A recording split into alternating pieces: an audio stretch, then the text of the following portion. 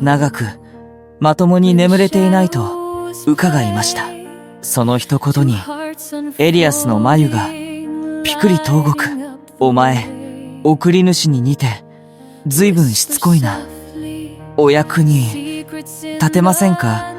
お役、つまり本当の仕事をする気になったということか。葉巻を消したエリアスはユンに近寄っていって下唇を力任せに触る。そっちの意味では驚いた。こんな場所に連れてこられたというのにまだ銀賞氏のつもりでいるのか。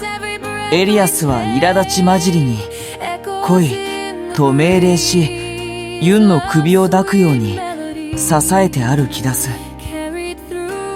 BL 小説東洋小鳥は夜に泣く Kindle にて配信中。